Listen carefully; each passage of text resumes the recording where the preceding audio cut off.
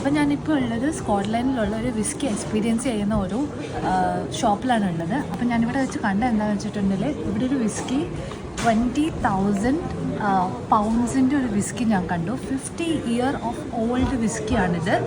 ഇത് എന്ന് പറഞ്ഞിട്ടുണ്ടെങ്കിൽ നമ്മുടെ നാട്ടിൽ ഏകദേശം 20 ലക്ഷത്തിൻ്റെ മുകളിലാണ് ഇതിൻ്റെ റേറ്റ് വരുന്നത്.